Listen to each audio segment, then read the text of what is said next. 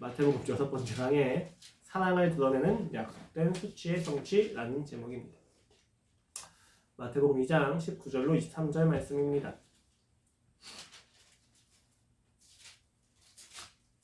다 찾으셨으면 함께 봉독하시도록 하겠습니다. 시작. 헤롯이 죽은 후에 주의 사자가 애굽에서 요셉에게 현몽하여 이르되 일어나 아기와 그의 어머니를 데리고 이스라엘 땅으로 가라. 아기의 목숨을 찾던 자들이 죽었느니라 하시니 요셉이 일어나 아기와 그의 어머니를 데리고 이스라엘 땅으로 들어가니라. 그러나 아켈라오가 그의 아버지 헤롯을 이어 유대의 임금됨을 듣고 거기로 가기를 무서워하더니 꿈에 지시하심을 받아 갈릴리 지방으로 떠나가 나사렛이라는 동네에 가서 사니 이는 선지자로 하신 말씀에 나사렛 사람이라 칭하리라 하심을 이루려 함이로라. 아멘. 한 아들이 있었습니다. 어머니는 그를 낳으시면서 돌아가셨고 아버지와 단둘이 살며 그는 자랐습니다. 아버지는 항상 바쁘셨습니다. 초등학교, 중학교, 고등학교 어떤 졸업식도 그와 함께 해줄 수 없을 정도로 항상 바쁘게 사셨습니다. 매일 아무도 없는 집안에 들어와 살아가던 그에게 아버지의 존재는 있으나 마나했습니다. 그런 아버지에게 그는 매일 투정을 부리고 어리광을 부렸습니다. 그러나 아버지는 한순간도 같이 해주지 않으셨습니다. 항상 일만 하시는 아버지에게 그는 그저 원망만 가득했습니다. 그런 아버지에게 그가 받은 것이라고는 유일하게 비타민이었습니다. 아버지는 아무런 말도 없이 항상 비타민을 주셨습니다. 아버지에게서 받은 그 비타민은 되게 일상적이었습니다. 아버지는 자신에게 그 비타민은 꼭 먹어야 한다는 표정으로 항상 매일 꼭 먹이셨습니다. 중학교 시절 학교에서 괴롭힘을 당하다 반항하며 상대의 이빨을 깨뜨린 적이 있었습니다. 아버지는 학교에 오셔 상황을 듣고 상대편 아버지에게 끊임없이 고개를 숙이시면서 잘못을 구했습니다. 그런 아버지에게 그는 이제 어디강조차도 포기하게 됩니다. 원망하지도 않습니다. 그저 아버지라는 존재를 포기하고 살아가게 됩니다. 대학생이 되어 결국 그는 독립을 하였습니다. 아버지와는 따로 살게 되었습니다. 그의 인생에서 아버지는 항상 비겁자였고 무력했고 아무 능력이 없었고 침묵만 할 뿐이었습니다. 그런 아버지는 아들에게 편지 한 장, 연락 한 통 보내지 않으셨습니다. 그저 비타민만 소포로 보내셨습니다. 자신에게 매일 먹을 만큼의 비타민을 보내셨습니다. 명절이 되어 집에 와도 그는 혼자였습니다. 아버지는 또 일하러 나가셨습니다. 집에 돌아온 그를 기다리는 것은 수북한 비타민뿐이었습니다. 비타민은 그들 사이의 유일한 소통이었습니다. 비타민은 그들 사이의 유일한 끈이었습니다. 쉬고 쉰 그 비타민, 아버지를 원망하지만 아버지를 잃기 싫은 아들은 그 비타민을 습관적으로 아침마다 먹습니다. 그가 결혼할 때가 되어 아버지에게 아내 될 사람을 소개시켜주지만 아버지가 그에게 준 것은 비타민이었습니다. 더 이상 참을 수 없어 아버지에게 소리를 치고 아버지가 아내와 함께 아버지의 집을 나와서 아버지와 상관없이 살아갑니다.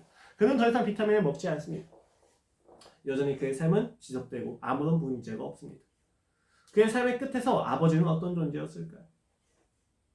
그의 삶의 끝에서 아버지는 어떤 관계였을까요? 라는 질문을 가지고 오늘 설교를 시작해보고자 합니다. 예수님을 중심으로 죽이려고 하는 자, 경배하려는 자라고 하는 무대 위에서 우리는 경험합니다. 아, 나도 예수님을 죽이려고 하는 자였구나. 그 절망감과 그 슬픔 앞에서 마태는 하나님의 사랑이 성취되었다고 이야기합니다. 그 무대 위에서 이막이 되자 또 그 중심에는 예수님 대신에 헤롯의 광기가 가득해지기 시작합니다. 그 헤롯의 광기 안에서 베들레헴에서의 어머니들의 통곡의 소리가 가득해지고 그 가득해짐 속에서 우리는 보게 됩니다. 나 역시도 헤롯의 광기가 있구나. 목이 너무 많은 갈증 속에서 내 앞에 있는 바닷물을 끊임없이 마시는 광기입니다. 마시면 마실수록 내 목을 더 타게 만드는 그 바닷물을 우리는 끊임없이 마시게 됩니다. 갈증을 해결할 수가 없는 광기입니다.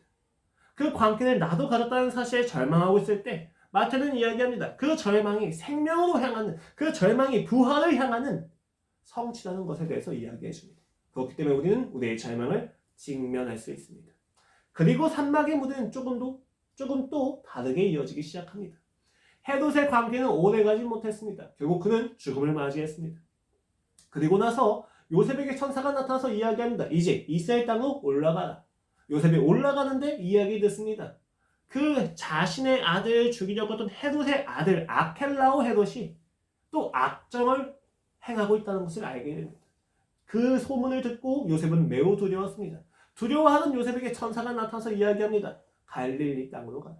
그래서 그는 갈릴리 땅으로 가게 됩니다. 굉장히 재밌지 않습니까? 그렇게 나사의 땅에 이르게 되자, 그리고 거기에 정착을 하게 되자 마태는 이야기합니다. 선지자로 하신 말씀에 나사렛 사람이나 칭하리라 하심을 이루려 함이니라. 자신의 아들을 죽이려고 했었던 헤롯에게서 도망가서 애굽에 살았었습니다. 그리고 다시 올라와서 살려고 하는데 또 죽일 수 있는 가능성이 있는 아켈라오 헤롯이 있습니다. 그래서 또다시 갈릴리로 도망을 갑니다. 도망을 거듭하는 인생입니다. 그런데 성경은 이것을 성취라고 이야기하고 있습니다. 메시아, 왕, 선지자, 그리스도라고 하는 이름과는 무색하게 그의 출생에 얽힌 모든 이야기는 도망, 그리고 도망이었습니다. 도망이 거듭된 그의 인생이 성취라고 이야기합니다.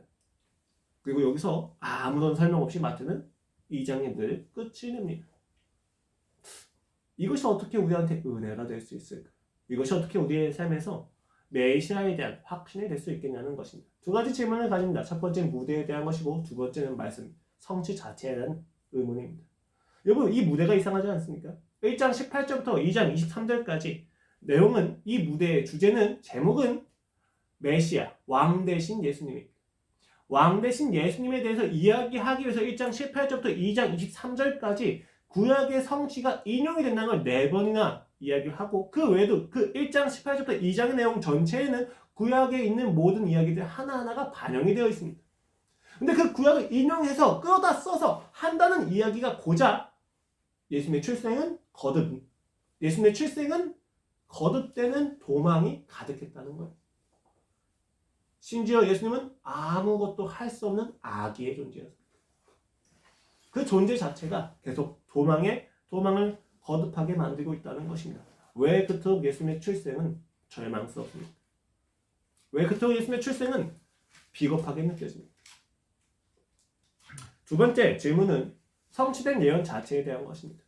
오늘 말씀에서는 이야기합니다. 선지자로 하신 말씀에 나사렛 사람이나 칭하리라 하심이 이루려 함이니라 라고 이야기하고 있는데 문제는 뭐냐면 구약성서 어느 곳에서도 나사렛 사람이라고 이야기하는 것이 없습니다.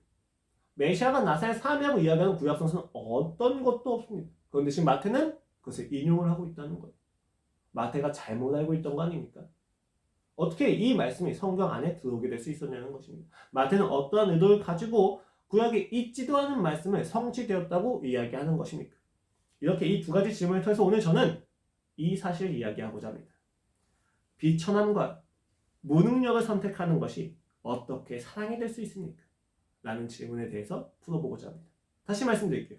비천함과 무능력을 선택하는 것이 어떻게 우리에게 사랑이 될 수 있냐는 것입니다. 이 두 가지 질문을 풀면서 우리는 이것을 함께 생각해 볼 수 있을 것입니다. 먼저 무대에 대해서 먼저 생각을 해봅시다. 헤롯이 죽었습니다. 헤롯이 죽자 천사가 나타나서 이야기가 다시 시작됩니다. 요셉에게 나타나서 천사가 이렇게 이야기합니다. 일어나서 아기와 그의 어머니를 데리고 이스라엘 땅으로 가라. 아기의 목숨을 찾던 자들이 죽었느니라 하시니. 여러분, 이 말씀이 좀 익숙하지 않습니까? 이 말씀이 이미 구약에서 반복되었던 말씀이에요. 출애굽기 4장 19절 말씀입니다. 여호와께서 미디안에서 모세에게 이르시되 애굽으로 돌아가라. 네 목숨을 놓이던 자가 다 죽었느니라 하고 이야기하고 있습니다. 지금 마태는 일부 의도적으로 모세를 상기시킬 수 있는 말을 가지고 독자들한테 이야기를 해주고 있다는 거예요. 예수님의 출생과 관련해서 모세를 상기시키고 있다는 것입니다. 이 글을 읽고 있는, 이 편지를 읽고 있는 유대인 그리스도인들은 다 그 예수 그리스도의 출생을 보면서 무엇을 기대합니까? 예수 그리스도가 모세와 같이 우리를 애굽의 땅에서 구원해 주시겠구나. 지금 그들이 있는 그 애굽의 땅은 어떤 곳이에요? 로마의 악정과 유대계의 잘못된 핍박이 가득한 곳입니다. 그 핍박과 그 안타까움과 그 문제들 속에서 우리를 구원해 주시겠구나 라고 생각을 하게 만든다는 것입니다. 그런데 문제가 있어요. 그 다음 구절이 어떻게 이어집니까? 그러나입니다. 22절 말씀이죠. 그러나 아켈라오가 그의 아버지 헤롯을 이어 유대의 임금됨을 듣고 거기로 가기를 무서워하더니 꿈의 지시하심을 받아 갈릴리 지방으로 떠나가. 여기서 왜 그러나가 나옵니까? 성경에서 나오는 그러나는 다 어떤 의미였어요 원래? 역전의 의미잖아요. 그러니까 어떤 게 나와야 돼요? 내가 절망스러워. 난 무력해. 그러나 하나님은 전능하시다. 이러한 문맥이 되어야 되는데 지금 문맥은 좀 반대예요. 꿈에 천사가 나타나서 야 이제 이스라엘로 올라가라. 그런데 이스라엘은 지금 여전히 그 헤롯을 이은 악정을 일삼고 있는 아켈라오 헤롯이 있단 말이에요. 거기에 두려워서 요셉은 도망을 갔다는 것입니다. 어디로요?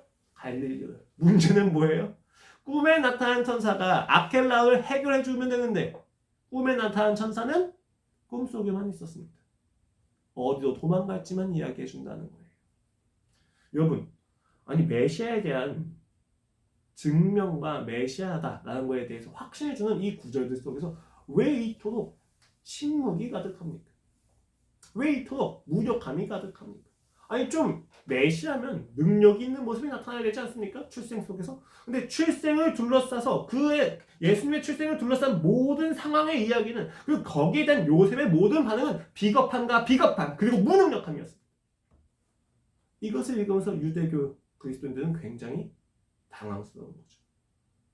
여러분 왜 굳이 갈릴리로 가셨습니까? 왜 굳이 나사렛으로 갔을 수밖에 없었을까요? 안전했기 때문이에요. 왜 거기가 안전할 수 있었느냐? 간단합니다. 헤롯이 죽고 나서 그 아들 아켈라오 헤롯이 왕이 됩니다. 분봉왕이 되는 거죠. 당시에 그가 이제 유대인을 지배하는 왕이 되기 위해서는 로마에 가서 허락을 받아야 돼요. 서임을 받아야 된단 말입니다. 서임을 받으러 가려고 하는 그날 이후에 이제 폭동이 일어납니다. 3,000명의 유대인들이 일어나서 아켈라오를 대항합니다. 아켈라오 헤롯이 더 이상 무대의 왕이 될 수 없다는 거예요. 그래서 아켈라오가 어떻게 했을까요? 3,000명의 유대인을 다 죽여버립니다. 이로 인해서 유대인 대표자들이 정식으로 로마에 건의를 합니다. 아켈라오는 유대인을 지배하게 옳지 않습니다. 그리고 그의 동생 헤롯 안디바가 아켈라오는 적절하지 않으니까 자기가 왕이 되겠습니다 라고 정치적인 모략을 시작합니다. 이것을 모두 알게 된 로마 황제는 그 아켈라오의 지위를 낮춰요. 분봉 왕, 대왕이 아니라 그를 민족의 통치자 정도로 낮추게 됩니다. 괜찮나요? 통치자 정도 낮추고 그의 영역을 줄여요. 영역을 줄이고 그 동생 안디바 헤롯에게 조금 더 많은 영역을 줍니다. 그리고 벨리 미사는 굉장히 한 지역만 또 구하고요. 그리고 헤롯에 대한 정치적인 이야기는 나중에 또 시간이 되면 재밌게 해드리도록 하겠습니다. 그래서 중요한 건 뭐냐면 왜 굳이 갈릴리였느냐? 그 갈릴리 지역이 원래 아켈라오 헤롯이 있었던 지배하는 영역이었는데 이 정치적인 과정 속에서 헤롯 안디바가 다스리는 지역으로 바뀌었다는 거예요. 그래서 그 국경지대에서 아켈라오가 아무리 예수님을 죽이려고 의도한다 할지라도 안디바의 눈치와 견제를 보는 것 때문에 예수님에 대해서는 더 이상 관심이 있을 수 없는 지경이 됐다는 거예요. 이 나사렛 지역이 바로 가장 안전한 지역이었다는 것입니다. 물론 마리아와 요셉의 고향이기도 했습니다. 이러한 여러 가지 이유들 속에서 요셉은 자신의 아내, 자기의 아들 예수의 아내를 위해서 도망갔습니다. 어디로? 고향으로요.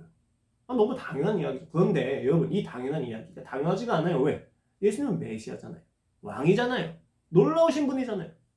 이 위기를 피하는 방법이 아니라 회피하는 것이 아니라 극복해내는 무언가 놀라운 것이 있어야 되잖아요. 믿을 만한 무언가가 나타나야만 하잖아요. 그런데 회피의 회피가 거듭되고 있다는 것입니다. 그 사실이 우리를 당황시킵니다.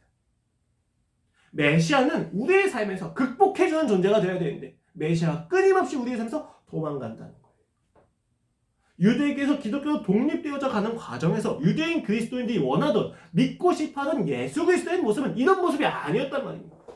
자신들의 모든 핍박과 자신들이 이러한 수모를 감당하는 이유인 예수 그리스도는 이 수모와 핍박을 해결할 수 있는 능력자여야만 했어요. 그런데 마태가 이야기하는 예수님은 능력자가 아닙니다. 아무것도 할 수 없는 어린아이였고 그 어린아이 대신 예수 그리스도는 끊임없이 도망쳐 다니십니다.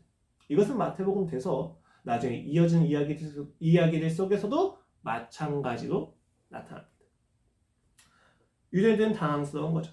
자신들이 원하는 구원에 대해서는 대답하지 않습니다. 그래서 도망가는 비겁함만 보이는 거예요. 수치만 보이는 거예요. 여러분 이러한 유대인들의 질문은 우리의 질문과도 같습니다. 예수님을 죽이려고 했었던 헤롯과 다르게 예수님을 무시했었던 예루살렘의 소극적인 적대감을 보고 우리는 느꼈죠. 슬픔을 느꼈어요. 예수님을 우리는 받아들이지 못했구나. 그리고 그 헤롯의 광기를 보면서 나도 예수님을 저렇게 죽이려고 했구나. 절망스럽죠. 슬픔이 있었고 절망이 있었습니다. 그리고 그 모든 절망에서 예수님이 피하는 것을 보면서 이제 우리는 침묵하게 됩니다. 이게 뭐지? 이 절망과 이 슬픔을 이겨낼 수 있는 예수님의 모습은 어디가 있는 거지? 예수님은 나의 모든 죄의 강대함을 이겨내셔야 되잖아요. 내 죄의 기쁨을 이겨내셔야 돼요. 받아들이셔야 되잖아요. 근데 그 예수님이 이 죄를 계속 도망가신다는 것처럼 느껴지는 거예요. 나의 무력함을 보지 않으시는 것처럼 느껴지는 거예요. 회피하시는 것처럼 느껴지는 거예요. 내가 아무리 예수께 기도할 때마다 침묵하시고 대답하지 않으신다는 거예요. 당황스러운 거예요. 답답합니다. 보다 쉽게, 보다 빠르게 하나님을 믿을 수 있는 방법이 있어요. 하나님 내 삶에서 돈이 많게 해주세요 정도가 아니잖아요. 여기 있는 우리들은 돈이 많아지는 거 원하지 않아요. 다만 먹고 살 만큼만 해결되길 원하는 거잖아요. 내 삶이 0에서 플러스가 되는 걸 원하는 것이 아니라 마이너스 0이 되는 것 정도를 원하는 거거든요. 근데 그것마저도 들어주지 않으십니다. 아니 오히려 방해하는 것처럼 느껴집니다. 그런 하나님은 어떻게 믿습니까? 오늘 마태가 이야기한 예수 그리스도의 출생 사건의 마지막은 그것을 끊임없이 드러내줍니다. 마지막이잖아요. 마지막엔 역전이 일어나야 되지 않습니까? 그 마지막이 또다시 도망으로 점철되어 있다는 것입니다. 왜 그렇게 해야만 했을까요? 우리는 우리의 질문과 우리의 원망에 대답하지 않으신 하나님에 대해서 어떻게 생각해야만 합니까? 여러분 좀 그렇지 않습니까? 원망 왜 해요? 전 그래요. 원망이라도 하면 성격을 자극해서 내가 하는 길을 들어주실까봐 원망을 합니다. 어디가 아니죠? 그런데 침묵하십니다. 그 침묵에 나도 원망을 그만두고 침묵하기 시작합니다. 그래요. 당신 침묵하시면 난 나대로 살겠습니다. 여기서 우리가 어떠한 구원을 얻을 수 있습니까? 이어가겠습니다. 그렇게 예수님은 나사렛에서 자라게 됩니다. 그리고 마태가 이야기하죠. 나사렛이란 동네에 가서 사니 이는 선지자로 하신 말씀에 나사렛 사람이나 칭한다 하심을 이루려 합니다. 제가 말씀드렸습니다. 선지자 중에 어떤 누구도 나사렛에서 예수님이 나실 거다, 잘하실 거라고 얘기하는 사람이 없습니다. 그럼 마태가 잘못된 겁니까? 아닙니다. 오늘 여기 본문에서 이야기하는 선지자는 단수가 아니라 복수입니다. 즉 이는 선지자로가 아니라 이는 선지자들로 하신 말씀입니다. 즉 마태가 지금 인용하는 건 실수가 아니라 구약에 있는 전반적인 모든 예언의 내용에 전반적인 사상이 성취되었다고 이야기하는 거예요. 나사렛이라고 하는 장소가 그 자체가 중요한 것이 아니라 나사렛이라고 하는 장소가 비유하고 있는, 의도하고 있는 그 내용이 성취되었다는 이야기입니다. 그렇다면 나사렛이라는 장소는 무엇을 의미합니까? 나사렛의 사람이라는 것이 무엇을 의미하냐는 것입니다. 1차적으로는 나사렛은 당시에 굉장히 경멸받는 지역이었습니다. 로마 군대들이 주둔하기도 했지만 그것보다 더 경멸된 이유는 그냥 총구석이었어요. 막 엄청나게 적대감을 가진 장르는 아니에요. 나사렛은 그냥 촌구석이었습니다. 촌동네였어요. 예수님이 요한복음을 보면 침례를 받으시고 제자들을 부르십니다. 그 제자들을 부르실 때 빌립을 만나요. 그리고 그 빌립이 예수님을 만나서 야 놀랍다 하고 자신의 동료 나다나엘에게 가서 이렇게 이야기합니다. 1장 45절 말씀입니다. 빌립이 나다나엘을 찾아 이르되 모세가 율법을 기록하였고 여러 선지자가 기록한 그 일을 우리가 만났으니 요셉이의 아들 나사렛 예수니라 라고 하니까 나다나엘이 뭐라고 대답합니까? 나다나엘이 이르되 나사렛에서 무슨 선한 것이 날 수 있겠느냐? 라고 질문합니다. 궁금해서요? 아니요. 조동입니다. 비아냥입니다. 야 어떻게 나사렛 같은 곳에서 어떻게 강원도 같은 곳에서 어떻게 수원이나 홍성 같은 곳에서 대통령이 나올 수 있니? 구원자가 나올 수 있니? 라는 질문이에요. 당시에 나사렛이라고 하는 곳은 그토록 천시받는 지역이었습니다. 예수님이 나올 수 없는 곳이에요. 메시아가 나타날 수 없는 곳이라는 것입니다. 두 번째로는 이 나사렛은 당시에 나체르라고 하는 히브리하고 유의어예요. 발음이 비슷합니다. 그리고 이 나체르의 뜻이 싹, 가지라는 뜻이에요. 이 싹과 가지라는 뜻을 가지고 우리가 어떤 것을 생각해낼 수 있었냐면 유대교들은 이사야서 11장 1절 말씀을 연상하게 됩니다. 이사야서 11장 1절 말씀입니다. 이새의 줄기에서 한 싹이 나며 그 뿌리에서 한 가지가 나서 결실할 것이요. 이 말씀을 들으면 좀 이런 생각이 들죠. 나사렛에서 나섰다는 것이 다윗의 정통성을 이어가신 새로운 왕이 나타났다는 거구나 라고 1차적으로 생각할 수가 있어요. 그렇죠. 마태복음의 전체 문맥도 그렇습니다. 그런데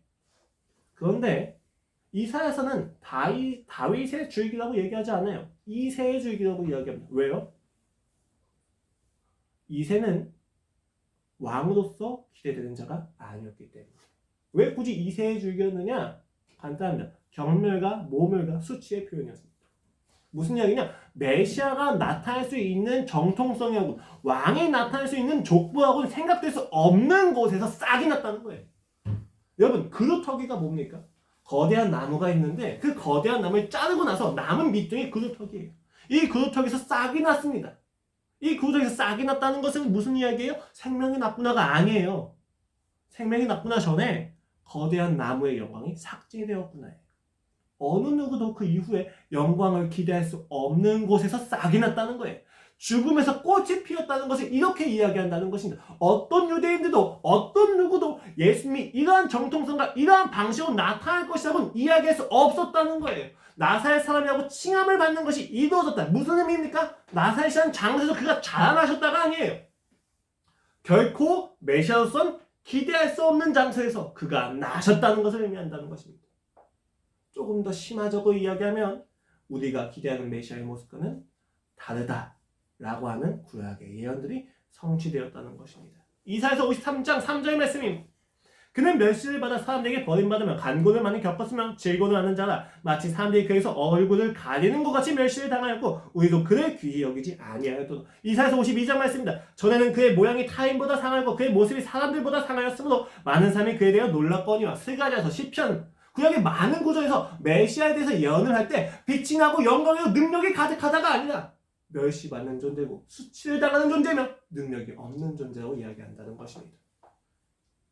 오늘 마태는 메시아를 이야기하면서 무엇이 성취되었다고 이야기합니까? 그는 경멸받기에 마땅하다는 것이 성취되었다는 것입니다.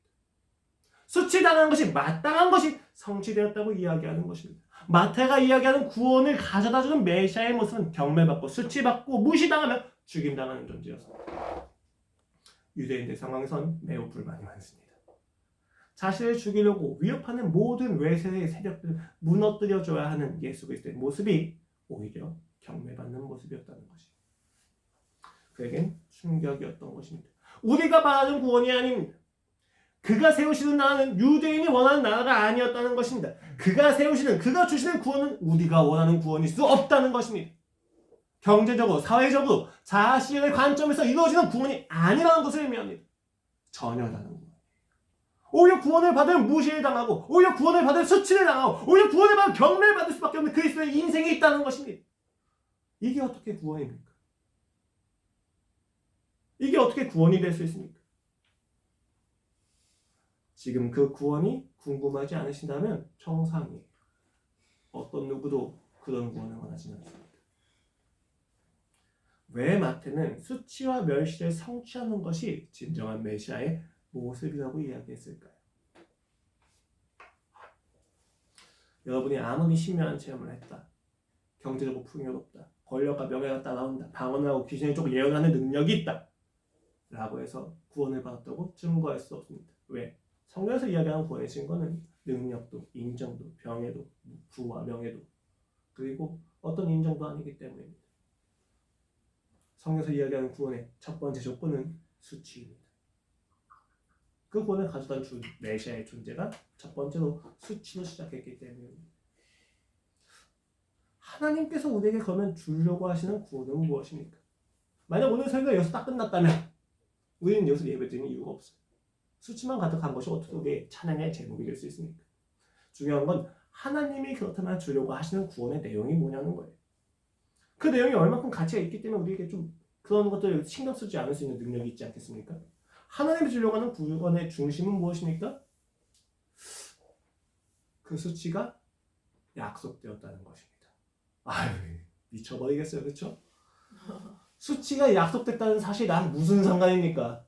약속된 수치를 그가 성취하셨다는 것이 나는 무슨 상관입니까? 그가 왜 구원을 꼭 그런 방식으로 시작을 하셔야만 된다는 거예요.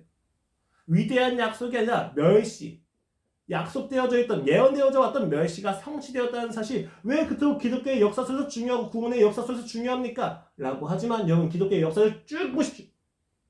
그가 수치받으심이, 그가 고통받으심이 기독교의 역사를 바꿨습니다.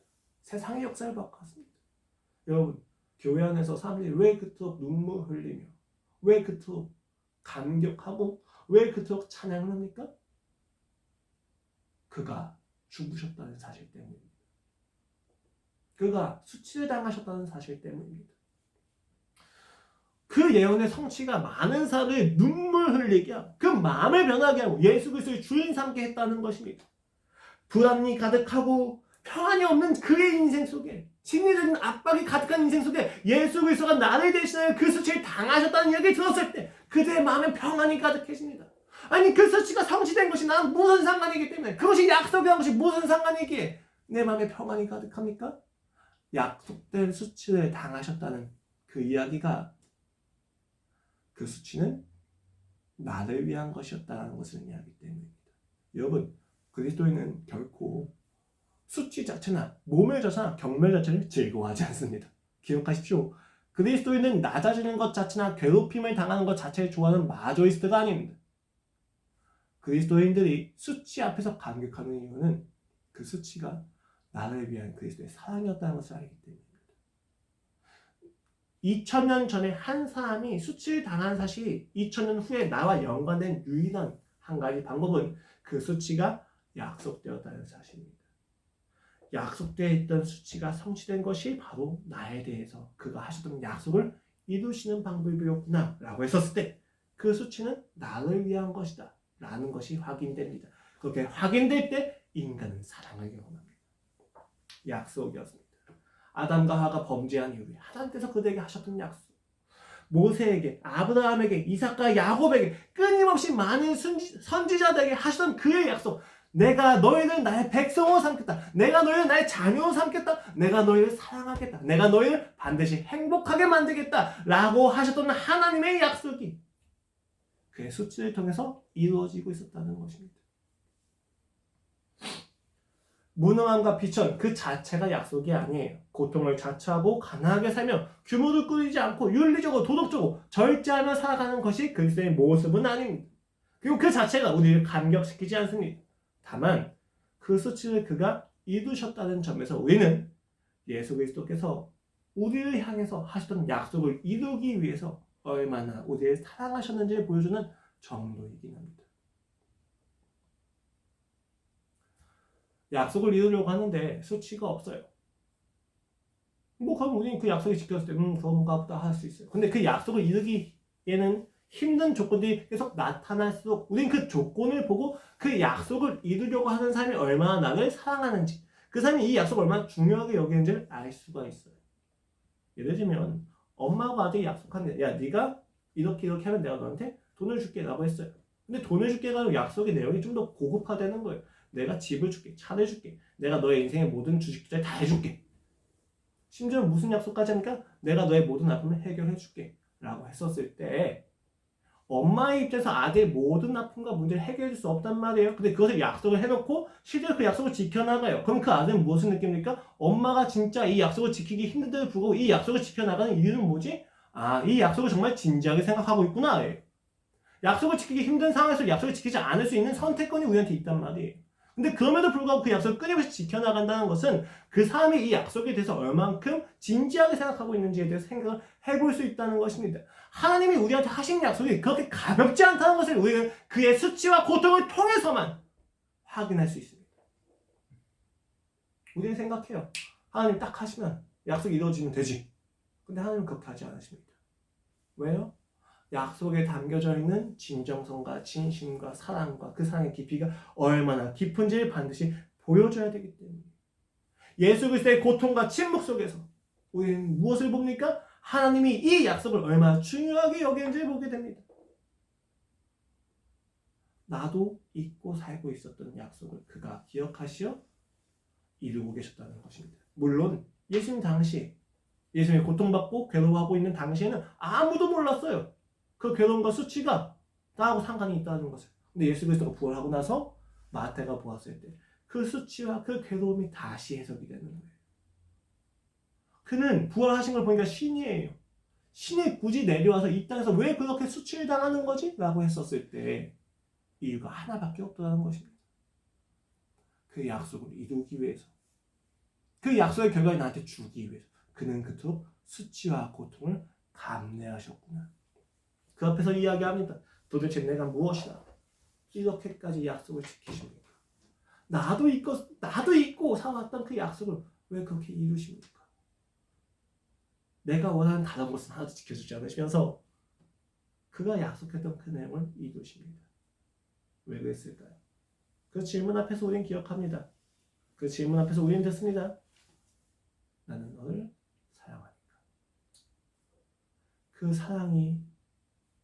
사랑이 바로 약속된 수치가 성취되어지는 과정에서 드러나는 하나님의 마음이고 드러나는 구원입니다. 그날 기억하십니까? 그가 내게 사랑한다고 이야기했던 그날. 그날 기억하십니까? 그가 나에게 사랑을 속삭였었을 때 내 안에 충만해지던 평안을, 내 안에 있던 모든 불안이 그에 대한 감격으로 괜찮아지던 그날, 내가 너를 지키고 있노라 라고 하는 그 말씀 앞에서 내가 무너지던 그날을 기억하십니까? 끌어오신 나의 능력과 소유를 통해서 살아가려고 하는 나의 인생 속에서 절망을 경험해서 아무것도 할 수 없는 그 무능력함에서 나는 할 수 있다고 믿었지만, 나의 진정성을 해낼 수 있다고 믿었지만, 그 인생 속에서 나의 진정성이 얼마나 보잘것없는지를 확인한 그 과정과 절망 속에서 하나님이 내게 말씀하신다. 내가 너를 지켜주겠다. 너는 나의 능력으로 살 것이다. 나는 너를 사랑한다고 이야기했었을 때 그때 느껴지던 고향감을 기억하십니까? 그 약속을 지키기 위해서 예수 그리스도는 수치를 당하셨습니다. 능력이 있으나 도망쳐 다니셨습니다. 능력이 있으나 가장 처단 곳으로 가셨습니다. 능력이 있으신 신이셨지만 인간이 되셨습니다. 왜요?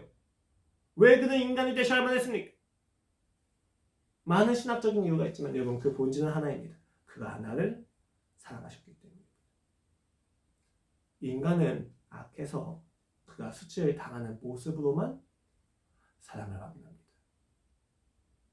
그가 약속을 이루기 위해서 수치를 당하시는 모습을 볼 때 그제서야 우리는 그 사랑을 확인하게 된다는 것입니다.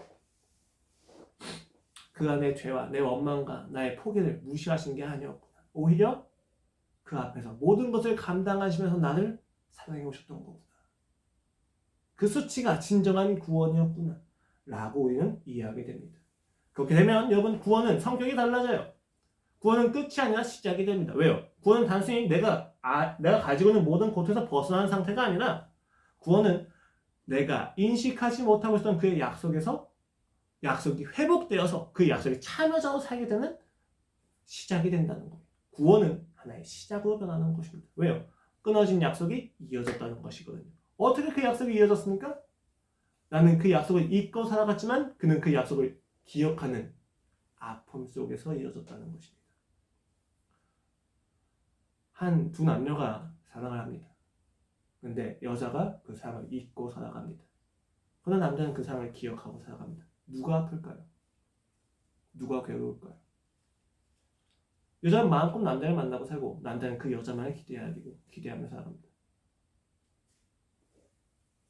이때 그 남자의 아픔은 이루만할 수 없을 거예요. 그런데 그 남자의 사랑을 알고 그 여자가 결국 남자에게 돌아왔을 때 남자에게 그 수치와 괴로움의 시간은 기쁨이 되고 그 여자에게 남자가 느꼈던 수치와 괴로움의 이야기는 자랑이 될 것입니다. 왜요? 왜 그렇습니까? 그것이 자기의 사랑하는 증거가 되기 때문에. 예수 그리스도의 수치가 우리에게 자랑이 되는 이유는 무엇입니까? 그 수치가 나를 사랑하신다는 하나님의 증거이기 때문입니다. 성경은 증거합니다. 시편 22편 말씀입니다. 내 하나님이여, 1절 말씀입니다. 내 하나님이여, 내 하나님이 어찌 나를 버리셨나이까? 어찌 나를 멀리하여 돕지 아니하시하며 내 신음 소리 듣지 아니하시나이까?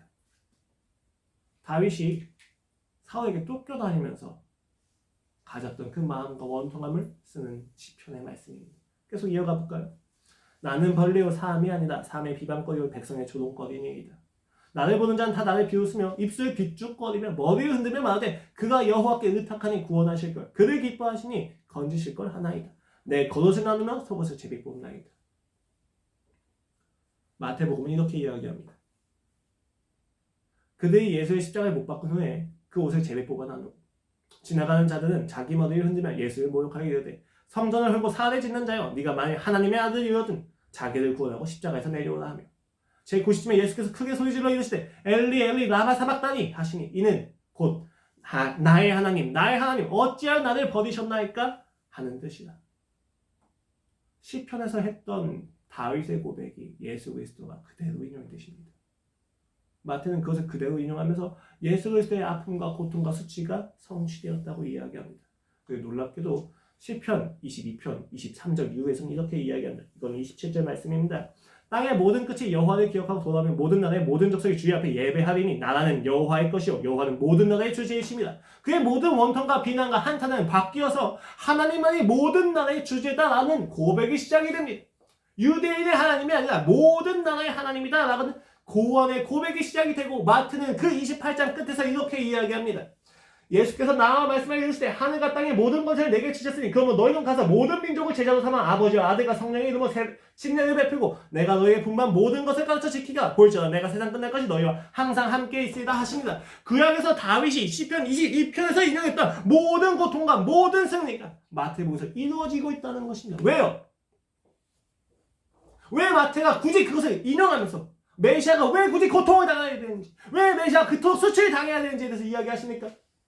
모든 나라와 민족의 하나님이 주인 되시다는 것을 알려주기 위함을 넘어서서 그 수치를 당하신 이유가 사랑이었다는 사실을 알려주기 위함입니다. 수치를 당하지 않으셔도 그는 주인이세요. 수치를 당하지 않으셔도 그는 왕되심을 주장할 수 있습니다. 그런데 왜 굳이 그 다윗의 고통을 왜 굳이 반복하시면서 수치와 고통을 성취하십니까? 우리의 죄 때문입니다. 요한복음 19장 30절 말씀입니다. 예수께서 신포도주를 받으신 후에 이르시되 다 이루었다 하시고 머리를 숙이니 영원히 떠나가시니라. 다 이루셨습니다. 여러분 근데 다 이루신 건 언제가 돼야 돼요? 부활하시고 성령을 받으면 그때 다 이루어야 되잖아요. 근데 예수님이 죽으실 때 다 이루셨다고요. 뭘 다 이루신 것입니까? 무엇을 이루셨습니까?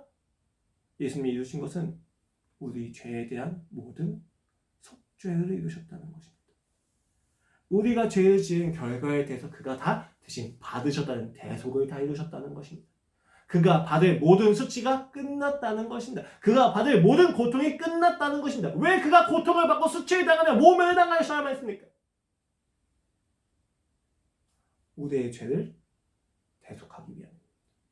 우리의 죄의 결과를 대신 감당하시기 위함이었습니다. 왜요?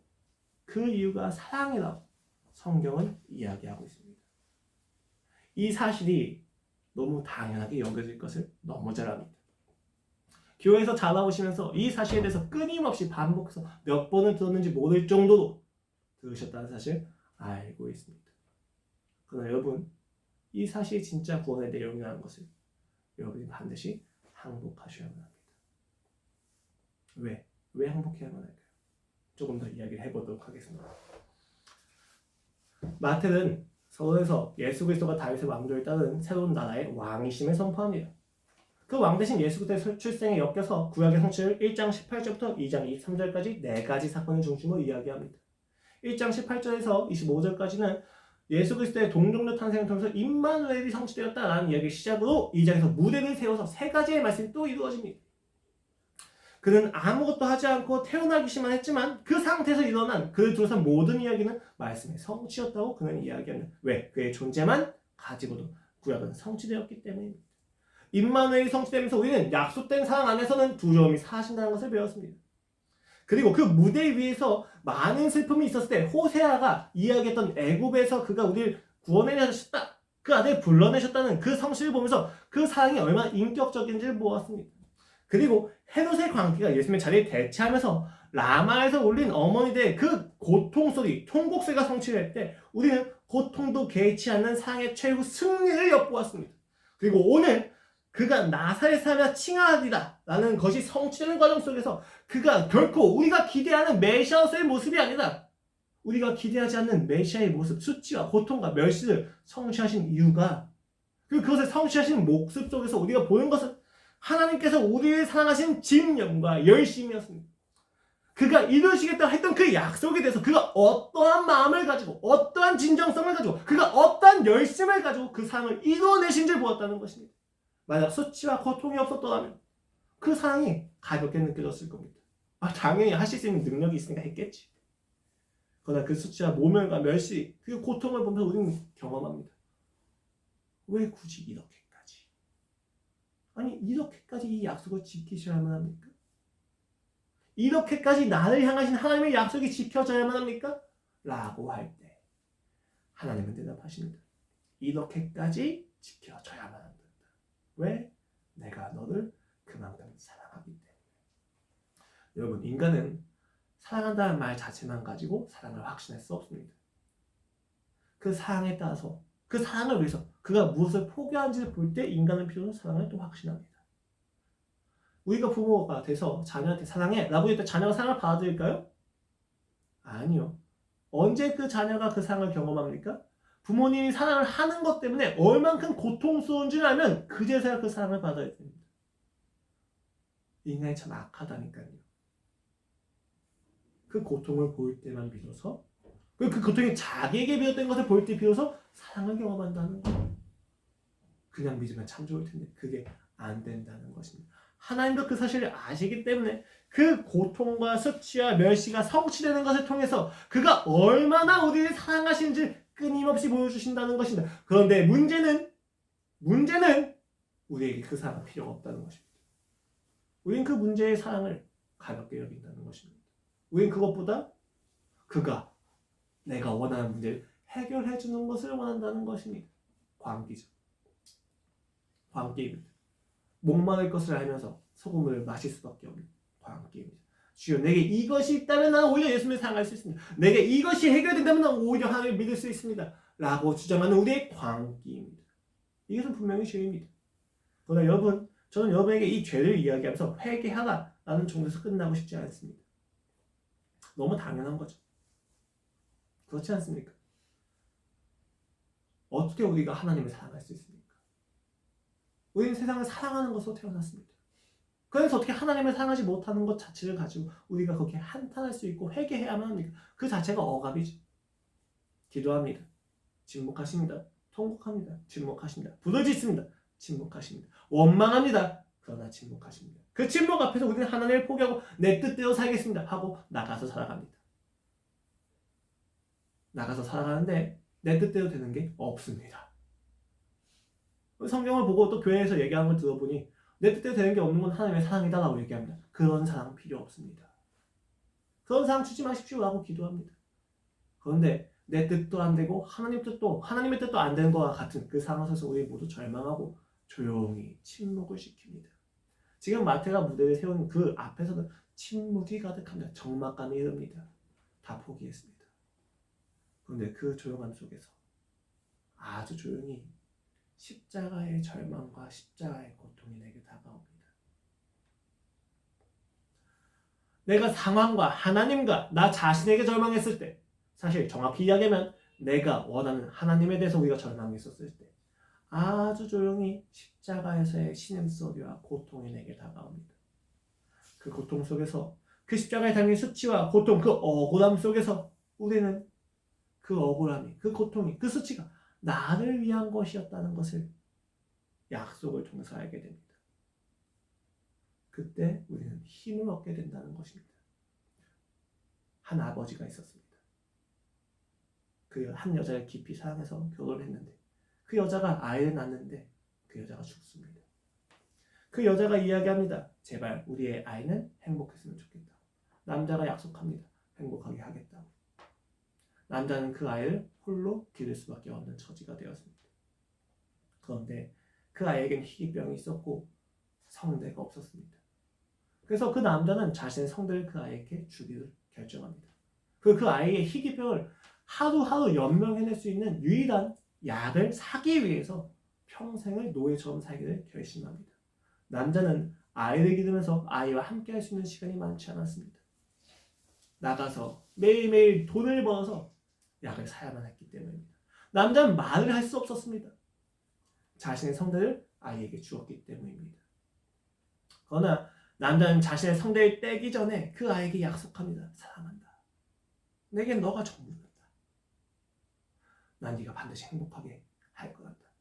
근데 널 행복하게 하기 위해서 내가 너와 함께하는 시간이 줄어들고 내가 너와 누리는 시간이 줄어들고 내가 너한테 나의 사랑을 표현할 수 있는 성대가 없는 아픔과 수치를 나는 감당해야 된단다. 그런데 난 그 수치를 감당해서라도 네가 행복하기를 바란다. 네가 살아나가기를 바란다. 라고 약속을 하고 자신의 성대를 떼어줍니다. 그는 그렇게 일을 시작합니다. 아들은 매일 집에서 아버지에게 어리광을 부립니다. 제발 함께 해달라고, 자기의 사랑을 속삭여달라고 아버지의 바지가랑을 잡고 애원합니다. 그러나 아버지가 할 수 있는 건 나가서 일을 해서 돈을 벌어 그 아이에게 약을 주는 것입니다. 그 아이가 약을 싫어할까봐. 그 아이가 그 약을 위해서 아버지가 얼마나 노력하는지 알면 아이가 힘들어할까봐 아버지는 그 약의 이름을 비타민이라고 속입니다. 매일매일 비타민을 줍니다. 매일매일 자신의 삶과 피와 노력이 그리고 아픔이 스며들어 있는 그 약을 아이에게 먹입니다. 하루는 아이 학교에서 전화가 와서 갑니다. 아이가 잘못한 거 없는데 괴롭힘을 당하다 괴롭히는 애를 쳐서 이빨이 깨진 것뿐인데 그 아이의 아버지를 보니 자신의 상사입니다. 자존심이 상하고 분통이 나지만 아버지가 할 수 있는 건 고개 숙이는 거였습니다. 왜요? 돈을 벌어야 되기 때문에. 그만한 조건이 없었기 때문에 그 돈을 벌기 위해서 그 아버지는 자신의 모든 자존심을 아들 앞에서 굽힙니다. 그리고 그날부터 그 아들은 아버지를 볼 때 눈빛이 달라집니다. 차가워졌습니다. 원망조차 하지 않는 그의 무관심에 아버지는 가슴이 타들어갑니다. 그러나 그 아버지가 할 수 있는 것은 비타민이라고 속인 약을 주는 것뿐입니다. 아버지도 그 아이에게 상황을 해명해주고 싶었습니다. 왜 자신의 상황을 속삭일 수 없었는지, 왜 말을 할 수 없었는지에 대해서 이야기를 하고 싶었습니다. 그러나 그 아들은 아버지와 이야기하고 싶어하는 것보다는 자기가 원하는 방식대로 아버지가 놀아주기만을 원했습니다. 이야기할 시간은 없었습니다. 또 아버지가 상황을 설명하면 그 아이가 고통에 몸부림치고 죄책감에 짓눌려 살까봐 아무 이야기도 할 수 없어서 아버지가 할 수 있는 최선은 약을 주는 거였습니다. 아이가 독립한다고 했을 때 마음이 아팠습니다. 그러나 아버지는 계속해서 약을 보냅니다. 비타민 녀석이. 그래도 그 아이가 계속해서 비타민을 먹는 모습을 보면서 기뻤습니다. 그 아이가 어느 날 여자를 데리고 옵니다. 너무 기뻤습니다. 그러나 그가 줄 수 있는 사랑은 비타민이었습니다. 아이가 갑자기 자신을 저주하며 도망갑니다. 증오의 눈빛으로 자신을 바라봅니다. 그리고 아이는 여자를 데리고 나갑니다. 아버지는 겁이 납니다.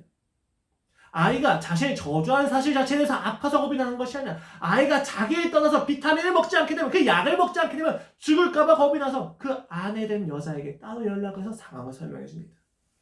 그래서 그 아내는 몰래 그 약을 항상 갈아서 물에 타서 아이한테 아침마다 줍니다. 그 아이는 자신이 그 약을 먹는지도 모르고 살아갑니다. 그렇게 아버지가 죽게 됩니다. 한 아들과 한 아버지가 있었습니다. 아버지를 원망하던 그 아이는 결국 아버지를 떠나고 살아가다 아버지의 부고 소리를 듣게 됩니다. 마지막 책임은 다 해야지 라는 생각으로 장례식을 지킵니다.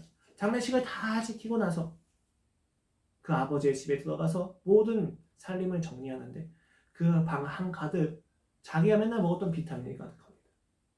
아, 진짜 비타민 좋아하신다 라고 할 때 아내가 뒤에서 들어와서 상황을 설명해 줍니다.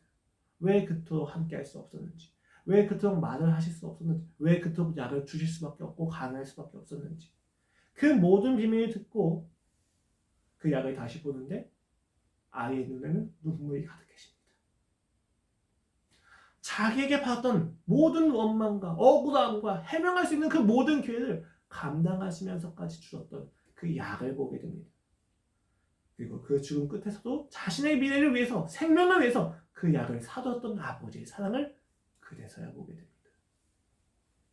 이전까지 아버지의 그 말할 수 없는 인생과 그 약을 벌어내서 매일매일 나가서 일을 해야만 했던 수치는 누굴 위한 수치였습니까? 아들은 몰랐습니다. 자신을 위한 수치였는지. 그러나 그 수치가 자신을 위한 수치라는 것을, 약속을 지키기 위해서, 자신을 사랑한다고 말했던 그 약속을 지키기 위해서 당했던 수치라는 것을 알게 되었을 때 그동안 자신이 거절하고 배격하고 무시했던 아버지의 사랑이, 그리고 그 수치였고 아버지의 비겁함을 일으켰던 그 모든 내용이 그 자신한테 맞아서 이빨이 깨진 아들의 아버지의 끊임없이 고개를 숙였던 비굴함이 아들에게 자랑이 됩니다. 그것이 더 이상 아버지의 비겁함이 되지 않습니다. 수치가 되지 않습니다. 왜요? 그 수치가 자기를 향해서 하셨던 아버지의 사랑이라는 것을 알기 때문입니다. 우리가 십자가 앞에서 예수 그리스도의 수치를 보았을 때 무엇을 보아야만 합니까? 우리는 왜 하나님의 침묵을 어느 순간부터 자랑스럽게 여깁니까? 그것이 나를 향한 사랑이었다는 것을 깨달았을 때입니다. 우린 여기서 반론합니다. 어떻게 침묵하는 것이 사랑입니까? 라고 얘기할 때 하나님은 대답하신다. 십자가만이 너를 살게 해준 유일한 답이란다. 십자가에서 죽음과 부활만이 유일한 너의 구원이란다 라고 이야기했었을 때 우린 받아들이지 못합니다. 십자가 외에 다른 것을 구합니다. 사랑이 아닌 다른 것을 구합니다. 그러나 여러분 마음껏 살아보십시오. 저는 확신합니다. 죄송합니다. 여러분이 원하는 구원을 저는 제시해줄 수 없습니다. 근데 여러분 그 사랑이 진짜 구원입니다. 그 사랑을 알게 되면 인생이 변합니다. 그 사랑을 알게 되면 아무것도 필요하지 않게 됩니다.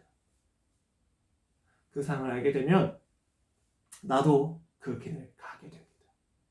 묵묵히 오해받는 그 길을 갈 수 있게 됩니다. 묵묵히 수치를 당하는 그 길을 갈 수 있습니다. 왜요? 사랑하는 사람을 위해서.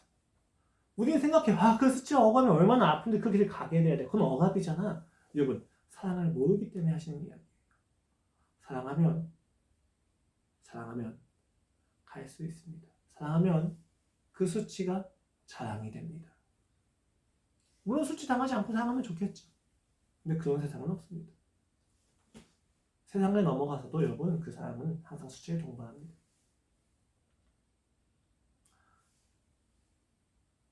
하나님이 우리에게 주셨던 유일한 사랑은 십자가였습니다. 그것을 알게 마태는 이야기합니다. 그 수치가 성취된 것이 바로 메시아의 조건이라고.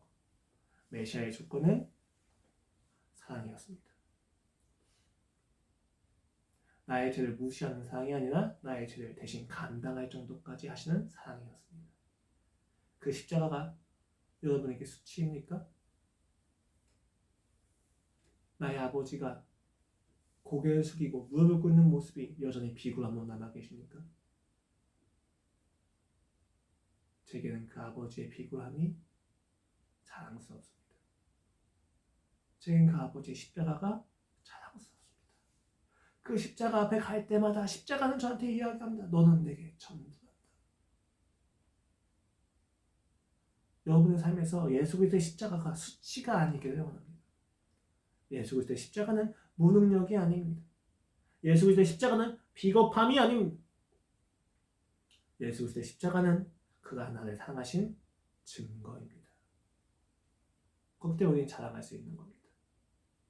그 사랑이 여러분을 구원하신다는 사실을 가슴 깊이 기억하시길 바라겠습니다. 기도하시겠습니다. 하나님 아버지, 오늘 우리의 삶에 임하여 주시옵소서. 그래서 그 사랑을 보여주시옵소서. 아버지, 수치가 아니면 멸시가 아니면 고통이 아니면 당신의 사랑을 확신할 수 없습니다. 당신이 그냥 사랑하신다는 말 자체만 가지고는 당신의 사랑을 알 수가 없습니다. 그런데 그 수치가 성취되어지는 과정 속에서 당신의 사랑을 확신하게 됩니다. 주님, 성령님이여, 오늘 이곳에 오시어 그 십자가의 사랑을 확인시켜 주시옵소서. 그리하여 우리로 하여금 하나님에게 나아가게 하여 주시옵소서. 아버지의 사랑이 우리를 붙잡게 하여 주시옵소서. 아버지의 사랑이 우리를 살리게 하여 주시옵소서. 주님, 나는 그 사랑을 매 순간 비겁합니다. 비굴합니다. 수치나 명예가 아니라 여기며 도망쳐 살아왔습니다. 그 십자가를 무시해왔습니다. 그러나 그 십자가 앞에서 예수 그리스도의 음성이 들렸을 때 내게 그 십자가는 자랑이 되었습니다. 주여, 나의 삶에서 십자가를 더욱 자랑하게 하여 주시옵소서. 그 수치가 성취되는 삶 속에서 그 사랑을 더욱 확신하게 하여 주시옵소서. 그 사랑에 담겨진 하나님의 집념이 얼마나 놀라운지를, 얼마나 깊은지를, 그 깊이가 나의 죄의 깊이보다 깊다는 것을 보게 하여 주시옵소서. 아버지, 오늘 설교는 적용이 없습니다. 삶의 실천의 내용이 없습니다. 단 한 가지입니다. 주님의 사랑을 알게 하여 주시옵소서. 우리가 주의 사랑을 알게 하여 주시옵소서. 감사하며 예수 그리스도의 이름으로 기도드렸습니다. 아멘. 함께 마지막 찬양하고 우리 예배를 마치도록 하겠습니다. 마지막 찬양 뭐죠? 제목이? 하늘보자. 사실 이거 앞에 잠깐 PPT 앞으로 넘겨주시겠어요? 그거 말고 그 노아 얘기 있잖아. 바보, 그쵸? 그 다음 잠깐 보여주시겠어요? 오늘 이 찬양을 보면서 좀 많은 생각을 했어요. 잠깐 읽어볼까요, 가사를? 당신은 어쩜 그리 묵묵히 그 길을 가나요? 당신은 어쩜 그 자리를 지켜냈나요? 당신은 어쩜 그리 묵묵히 그 길을 가나요? 당신은 어쩜 그리 그 자리를 지켜냈나요? 당신 참 바보 같군요. 당신 정말 바보 같군요. 당신 참 바보 같군요. 넘겨주셔야 돼요. 예수님 왜 그렇게 사셨을까요? 왜 그토록 바보처럼 사셨을까요? 왜 그토록 답답하게 사셨을까요? 제가 요새 좀 답답하게 살면서 조금 이해하게 된 게 있습니다. 답답하지 않게 모든 걸 해명하고 살아가면 마음이 편할 것 같지만 내가 사랑하는 사람이 고통스러울 수도 있다는 생각 때문에 답답해지기를 결정하게 됩니다. 그 바보 같음이, 그 답답함이 여러분을 향한 사랑하는 것에 대해서 확신을 가지시니까 여러분 성경 말씀을 굉장히 유려하게 지적으로 성취하고 얘기하는 것보다 조금 투박하고 어설프지만 이렇게 이야기하는 게 좋을 것 같습니다. 예수님의 사랑이 정말 느껴지십니까? 그 사랑이 정말 전부이십니까? 그 사랑 앞에서 정말 감격하십니까? 감격이 안 되는 사실 때문에 우리는 매우 고민하기도 합니다. 정죄하거나 회개하는 이야기가 아니에요. 그 상황과 그 침묵마저도 하나님의 사랑이라는 것을 알 수 있으십니까? 저는 확신합니다. 여러분이 그토록 비굴함이고 비겁하다고 이야기하던 십자가가 자랑이 될 거라는 것을, 그의 침묵과 그의 무능력함이 여러분에게 자랑이 될 거라는 것을, 그가 그토록 억울하고 묵묵히 가는 길을 걸어갈 때 당신은 몰랐지만 시간이 지나서 삶을 알게 되면 자랑이 될 거라는 것을 저는 확신합니다. 여러분의 삶에서 하나님이 그 사랑을 위해서 묵묵함과 억울함을 감당하게 하실 때가 있을 거예요. 능력을 포기해야만 하고 비교함을 선택해야만 하는 때가 있을 거예요. 세상에 비교의식 속에서 그 비교에서 내가 능력 있는 것을 나타내지 못하고 나의 능력을 포기하는 것으로 억울함을 감당해야 될 때가 있을 겁니다. 거기서 여러분에게 그 답답함은 자랑이 될 겁니다. 그 십자가는 자랑이 될 겁니다. 하나님이 주실 수 있는 유일한 사랑은 십자가예요. 저는 그 십자가 외에는 아무것도 이야기할 수 없어요. 능력 아무리 있어 보십시오. 아무리 소유 많이 가져보십시오. 저는 확신합니다. 그 능력과 소유가 여러분을 행복하게 하지 못합니다. 그럼에도 불구하고 우리는 끊임없이 십자가보다 그 소유와 존재를, 능력을 사랑하죠. 괜찮습니다. 여러분이 그렇게 광기 속에 살아갈수록 예수 그리스도의 사랑을 더 근처하게 될 겁니다. 대신 마지막에 많이 울게 될 거예요. 내가 얼마나 아프게 했는지, 내가 그 사랑을 얼마나 많이 시험했었는지. 그러니까 더 시험하십시오. 더 원망하십시오. 하나님의 사랑이 이기실 겁니다. 함께 찬양하고 기도하시겠습니다.